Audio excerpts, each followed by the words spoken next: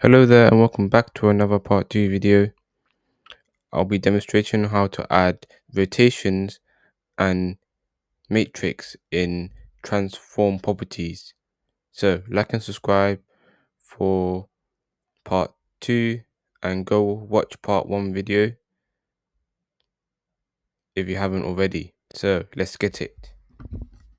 Okay, so let's look at more transformations. So there is transform property as rotate. So the rotate property is where the element itself will rotate the shape. So let's say we give it to 45 degrees, it will basically rotate itself. So let's do rotate X. Rotate X will change the element slightly bit. So if we do, let's for example 90, it's going to disappear because rotate X won't display. So let's do transform. There is rotate Y.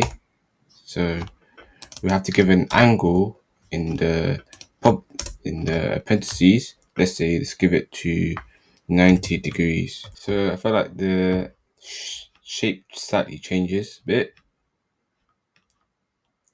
So inside, let's give another value of, for example, 90 degrees. And also there is transformation rotate as well as rotate Z. So all these rotations shows different elements on how to rotate, but in different angles, different property. So, example again, we're giving it an angle 180. So yeah, there we go. Rotation Z is just basically flipping over on the other side. If we want 80 on rotate Y, it just flips one side to another. Let's do 90 on rotate Y. There's not much change, but if I do rotation Z, there's a lot of change. And then if I put rotate 90, it will rotate on the left hand side to 90 degrees in that angle. So this is rotate property. Okay, let's look at more transformation properties. So there is scale, scale.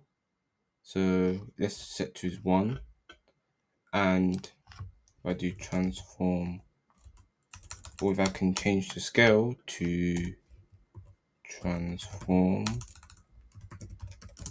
scale to, oh yeah, so if I put to scale 1, it'll show it in a normal size, and scale 2 it will increase the value as well.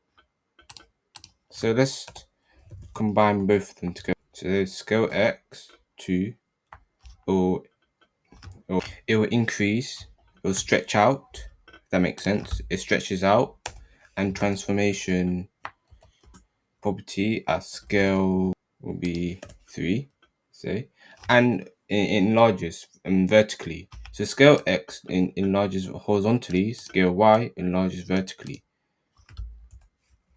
Then scale Z, scale Z, let's do 2. It'll back to normal, or come back to normal. Because the same value as scale X and scale Z, it just shows is now in a normal height. Let's combine transform scale 2 and 3. Yeah, so 2 and 3 will enlarge and do 3. Still back to normal. And 1, just not much change. So, because this is scale 2 in the parameter and scale 3 also in the parameter, we'll just change the size. So let's do 2, and it will just be in a normal element. Right, so apologies for the technical difficulties with the audio, where Possibly the audio went off or muted, but next time I'll explain properly what skews are. So hopefully we'll understand later on in the video. So the final property I'll be demonstrating you is transform matrix. So matrix combines the following: scale x, skew y, skew x, scale y, translate x, and translate y. So here's the matrix property in transformation. So if I uncomment, it will look like this.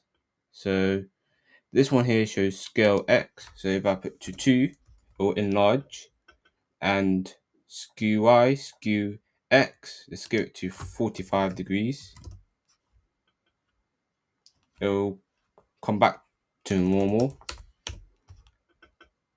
So let's do skew y. So 45 degrees. So 45. It will look something weirdly like this, strangely.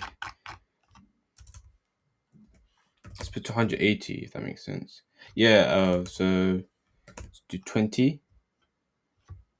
Oh, so 20 is something weird looking, but this is skew y. Let's put to 0. And translate x, we'll give it to 250 to enlarge. So it will move around. And also translate y, we'll give it to 100.